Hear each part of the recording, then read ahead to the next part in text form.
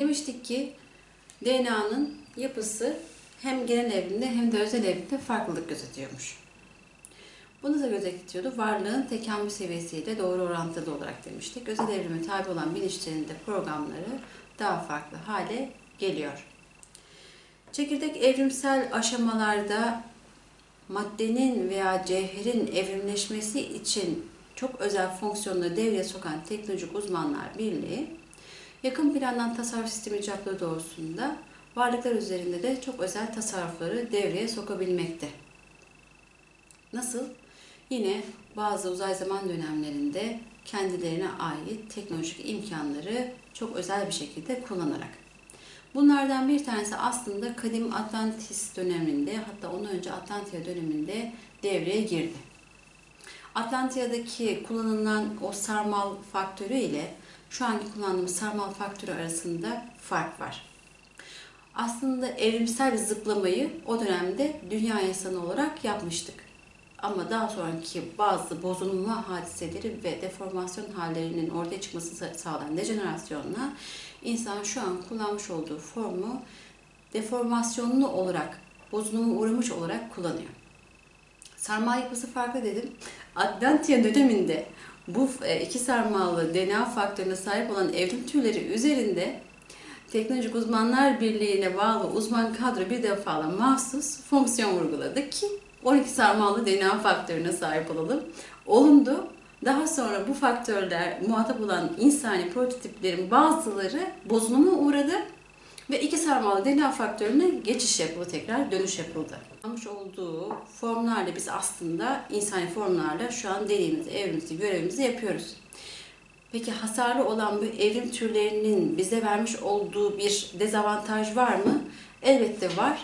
Neden? Çünkü dünyanın oluşturmuş olduğu o kaba kesiklikten direkt etkilenebilme özelliğine sahibiz. Bu direkt etkilenme özelliği bizlerin kişisel ego diyebildiğimiz nefsaniyetimizin çıkıntılı hallerinin daha baskın bir şekilde yaşanabiliyor olmasını sağlıyor. Ve belki de kişisel gelişim ötesinde özsel gelişimi sağlamak bu yüzden çok zor. Ve zorlanmaktayız da. Ve bu yüzden de belki bu kadar çok eğitim ve öğretim devreye sokulmuş durumda. Değil mi? Evet, aynı konuyu tekrarlayalım. Bozuluma uğramış bir form kullanarak biz genetik kod açılım faktörümüze bazı sıkıntılar maruz kalıyor muyuz? Veya oradaki kodların açılmasında arzu edilen planda kodlarımızı açmakta zorlanabiliyor muyuz? Elbette zorlanabiliyoruz. Çünkü kişisel egonun kendine has tecelliyatları yine nereden kaynaklanıyor? Bizim kompütürümüzde bulunan DNA'lardaki alfa karakterli kodların içindeki duyarlılıklardan kaynaklanıyor. Biz o zaman çekirdek dünyada bu formda, insani formda devrilen bilinçler nerede zorlanıyoruz? Dünyanın bu kaba kesifliğinden dolayı zorlanıyoruz. Çünkü alabildiğin çeşitlilikle donatılmış, çokluk ortamıyla donatılmış bir ortamsallık dünya. Ve biz burada neyle uğraşıyoruz? İyilik ve kötülük, dualite kavramları değil mi? Güzel, çirkin veya bir şeyin daha iyi konuma geçmesi, teknolojinin gelişmesi gibi algıçlarımızı dışa doğru yöneltecek birçok olguyla muhatabız. Halbuki bizlerin içe yönelik faaliyetlerde bulunması lazım. Bunun için yine de yalnız bırakılmıyoruz. Bakın çok özel bir sistem geliştirilmiş. Çünkü çekirdek dünyada, çekirdek evrimle uğraşan bu bilinçlerin karşılaşabileceği sıkıntılar zaten tanrısal özler tarafından belirlenmiş. Ve deniliyor ki eğer bir bilinç çekirdek dünyada deneyim, evrim görevini sürdürürken zorlanırsa ben zaten kendime bağlı olan bu deneyim uydusu üzerinden, hatta mikro uydusu üzerinden çok farklı sistemle devreye sokabilirim. Eğer mikro uydu sistemimizde, yani genel evrimden sorumluysanız, genel evrimde ilerliyorsanız kapalı sinyalizasyon tertibatını tanzim ediyor. Deneyimci özleriniz sizlerin adına. Eğer siz özel evrime tabiyseniz bu sefer işler bilici aktif sistemi devreye sokuyor. Bu ne gibi? İçinizin sizinle konuşması gibi algılamak belki en doğrusu. Başka bir şekilde ifadelendirmesi yanlış olabilir. Yani özünüz her koşulda sizi o kendi ilerlemeniz gereken yolda doğru yol kat edebilmeniz için ufak ufak ilcaları size sunuyor. Siz onu kendi sesiniz olarak duyuyorsunuz. Halbuki özünüz orada sizinle konuşuyor. Eğer insanlık bu sese doğru şekilde kulak verebilirse doğru ve yanlışı ayırt etme iradesine sahip olabilir. Tabii bu konular aslında o kadar ucu açık ki Çünkü ortada kişisel ego var. Yani o kişisel egonun destilasyonları, oyunları o kadar fazla ki. En kolayı bizlere verilen yol haritalarını doğru şekilde takip etmek. Bu yol haritaları nedir? Temel, varoluştan beri insanlığa sunulan konular var. Diyor ki, bak evladım diyorlar. Adam öldürmeyeceksin, hırsızlık yapmayacaksın, yalan söylemeyeceksin, dedikodu yapmayacaksın, kötü düşünmeyeceksin, güzel bakacaksın, güzel göreceksin gibi gibi sıralamışlar. Temel 5-10 tane kural var. Bu kurallara uyun en başta yapabiliyorsanız. Yapamıyorsanız, ki genelde yapılamıyor zaten, buna uyabilmenin yolları var. Bu sefer ortaya öğretiler devreye giriyor. Yani rapsal öğretiler, ruhsal öğretiler ve başka türlü öğretiler devreye giriyor. Onların kendine has metodik çalışmaları var. Bu metodik çalışmalar neydi? Daha önceki derslerimizden de hatırlayacaksınız. Mantra, zikir, meditasyon gibi mevzuatlar. Bunlar insani biyokompütürü oluşturan hücrenin çekirdeklerindeki DNA'ların, daha doğrusu çekirdeklerindeki genetik uzay bölgelerindeki programları etki ediyor mu? Muazzam etki ediyor. Öyle böyle değil. Neden biliyor musunuz? Mantra veya meditasyon veya zikir yaparken onların kendine has frekansını kendi beyninizde oluşmasını sağlıyorsunuz. Eğer yakalarsanız, doğru şekilde yaparsanız. Ve bu sefer ne oluyor? Alfa karaktere ait o frekans bir engelle karşılaşıyor. Blokajla karşılaşıyor. Beyniniz o alfa frekansla muhatap olmuyor. Bu sefer ne yapıyorsunuz? O mantra veya zikir dediğiniz veya meditasyon sırasında yaşadığınız hal neyse o halle uygun olan biyokompütürünüz o mahiyetteki duyarlılıkların açığa çıkmasını sağlayacak açılımlara sahip oluyor. Disiplinli bir şekilde yapılan her bir faaliyetin insana çok fazla geri kazanımı olacağından da emin olabilirsiniz. Dinler tarihinde, yani rapsal öğretilerde ve ruhsal öğretilerde buna sıkça değinmesinin nedeni bu. Hala yapılmalı mı? Bazı kesimler diyor ki, evet biz bunun tatmin boyutu, sağlık keyfiyetine uygun olarak tatminini yaşadık. Bunları tekrar yaşamaya gerek yok. Yani ne işte meditasyon, ne mantra, ne başka bir öğretiye ait ritüel, hiçbir şey gerçekleştirmemize gerek yok. Ben de şunu iddia ediyorum evlatlarım, sevgili izleyiciler. Çok net. Dünya insanı çekirdek dünyaya istediği kadar gelmiş olsun özel evrimsel aşamada. Şayet hala bu insansal formda, alfa karakterli bir bedende devinim yapıyorsak, deneyimimizi sürdürmeye çalışıyorsak ve evrimleşme çabası içerisindeysek ve hala tanrısal benliklerimizle birlikte olamadıysak, rapsal ve ruhsal sürpriz uygulamalarında uygulanan ritüellere saygıyla bakıp kendimize uygun olanı uygulamak zorundayız. Hangi öğretiye sahipseniz, hangi inanca sahip olursanız. Nitekim de Aksoy Rahmutu Bilgelik öğretisinde mantra ifadesiyle bilinen çalışmalar sıklıkça yer veriliyor. Kişiye özel mantra çalışmaları olduğu gibi toplu halde de mantra çalışmaları yapılmakta ve buna çok büyük önem verilmekte. Çünkü biraz mantra konusuna değinmek istiyorum. Sadece sizin şu anınızı değil, geçmiş ve gelecekteki bağlantılarınızı sağlamak için de metodik çalışmaları devreye sokuyoruz. Bu ve daha fazlası bilgilere zaten Vamatu Vakfı bünyesinde derslerimizde yer veriyoruz. Evet, insan beyni harika bir yapı. Ve muhatap olabileceği sonsuz sınırsız uzay bilinç koordinatlarındaki birçok boyutla muhatap olabilme hassasiyetine sahip olarak karşılaştığı her bir hadiseye de, her bir duruma da muazzam şekilde uyum sağlayabilme özelliği mevcut. Neyle? İnsan beyniyle yapabiliyoruz bunu. İnsan beynini kullanarak sonsuz sınırsız uzay bilinç koordinatlarının her bir koordinatına varlıksal olarak kendini gönderebilir. Onlarla enerjisel alışverişler bulunabilir. Bu mucizevi bir şey değil. Bu her insanın yapabileceği bir şeydir. Ama nasıl? Emeğini vererek, çabasını sarf ederek. Hiçbir şey çaba sarf etmeden olmuyor. Bakın ne diyor? Yukarısı adımını attığından yana nasibini alır. Bir şey daha deniliyor ki taşa versen kalmaz hakkın. Tecellisi bilgi hakkın. Yani neye temayül edersek, neyin üzerinde efor sarf edersek o mahiyette biz hakkımızı alırız. Bu hak alma mevzuatı da nereden kaynaklanıyor biliyor musunuz? Yine konumuz insan beyni, yine DNA, DNA'ların genetik uzay bölgelerindeki duyarlılıkların yüklü olduğu porların açığa çıkmasıyla alakalı konular. Neden? Çünkü öz kendi bilgisini ve enerjisini o porlara derc ediyor. Aslında öz kendi cevherini o porlara verdiği bilgi ve enerjiyle gerçekleştirebiliyor. Ve aslında öz o porlara verdiği bilgi ve enerjinin açığa çıkmasıyla yaratıcıyı devreye sokabiliyor. Kendisini aktif varoluştan aktif yaratılışa sokabiliyor. Ve tüm bunları yaparken de tek başına yapmıyor. Tam bir ekip çalışması gibi demek istiyorum burada. Sonsuz sınırsız uzay bilinç koordinatlarını yerleştirilmiş olan ilahi idare kuruluşlar, ilahi teknolojinin imkanlarını kullanarak bunu yapıyor. Süper makrodan makroya tüm varoluş çekirdek dünyadaki evrim türlerinin üzerine adeta titriyor diyorum.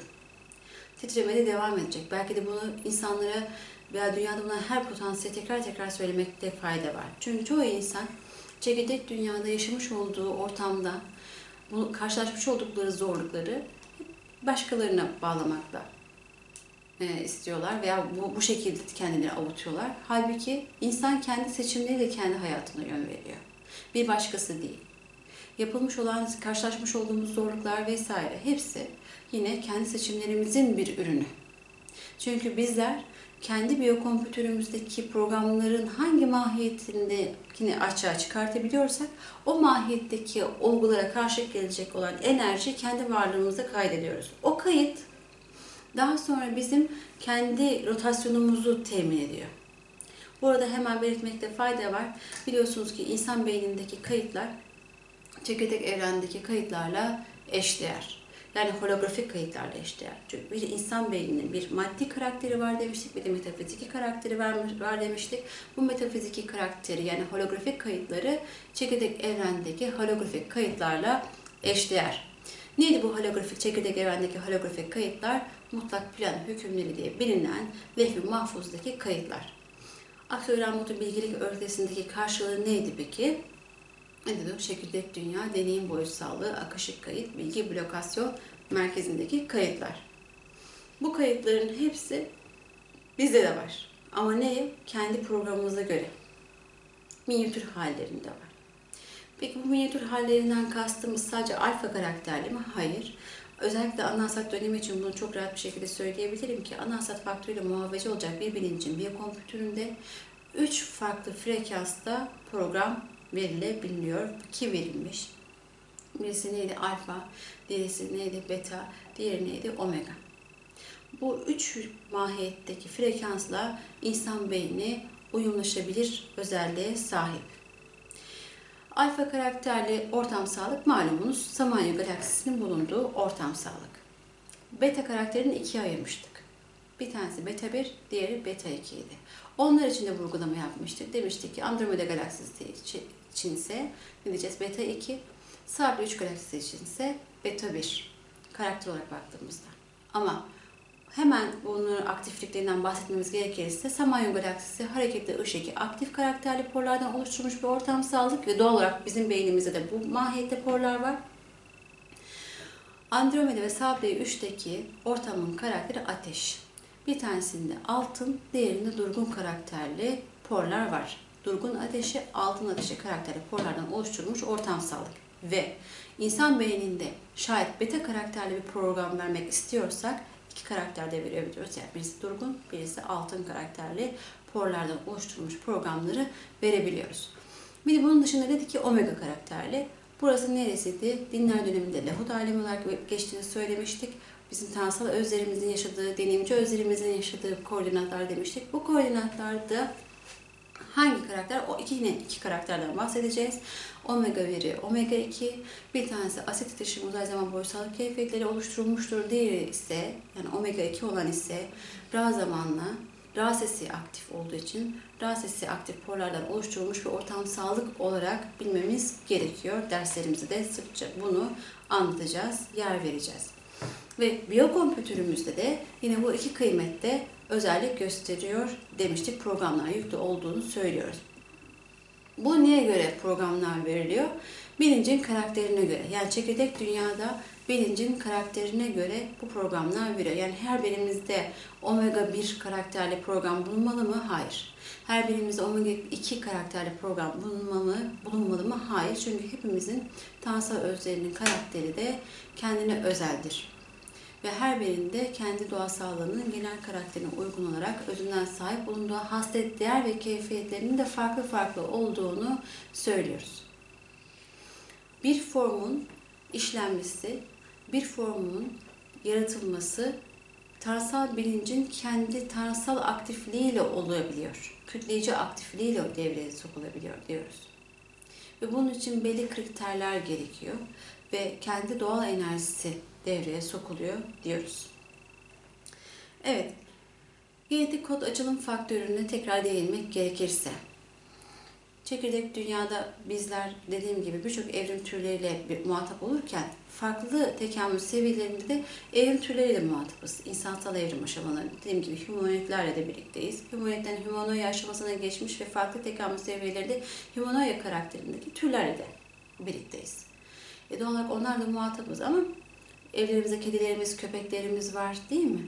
Dışarıda sokak hayvanları var. Belki doğadaki canlılar var, bitki türleri var. Bunlar da bizlerde muayyen mahiyette kodların açılımını sağlıyor diyebiliyoruz. Her biri kendine uygun. Nasıl peki? Belli bir zamanlama koduna tabi olarak. Zamanlama kodu niçin önemli? Şöyle bir düşünmemiz lazım. Her kodu aynı anda açtığımız zaman biyokompütürde sizce ne olabilirdi? Düşünelim. Belki aşırı yükleme olurdu. Kısa devre yapabilirdik. Değil mi? O yüzden her birini kademeli olarak devreye sokmayı esas alıyor deneyimci özler. Biyokompütürdeki duyarlılıkların açılım oranı enerjik kompütürle birlenme oranını da arttırıyor. Enerjik kompütür nerede yer alıyor? Enerjik formumuzda yer alıyor. Enerjik form neydi? İnsani robotik kalıbı vasıta olarak kullanan bilincin devindiği bir kalıptı. Nerede deviniyordu bunlar? Tabii ki çakraların yıldız kutuplarında. Bu şekilde kompütür birlenmesi yaşanıyor. Bu şekilde bilinçlerin birlenmesi yaşanıyor. Yani biyokompütürde hangi mahiyette duyarlılıklar açığa çıkıyorsa o duyarlılığa karşılık gelen enerjik kompütürdeki programlar açığa çıkıyor ve kompütürler zerrelerinden birbirine kilitleniyor ve bunun yoğunluğu arttığı oranda da önce yüksek benliklere ait enerjinin yoğunluğu artıyor. Nerede? Biyokompütürümüzün çekirdeklerindeki DNA'ların genetik uzay bölgelerinde. Ondan sonra tanrısal özlerimize ait enerjilerin yoğunlaşması devreye giriyor diyebiliyoruz. Bunu şu an bu anasat döneminde her bilincin yaşaması mümkün. Geçmişte ne kadarı yaşandı diye sorabilirsiniz. Tabii ki şu ana kadar yüksek benliklerin bulunduğu seviyeye kadar gelindi. Süpermakro kıstasta bilinç olgularını yaşayabilen bilinç sayısı neredeyse bir elin 2 parmağı kadar diyebiliriz. Ve amaç ne peki?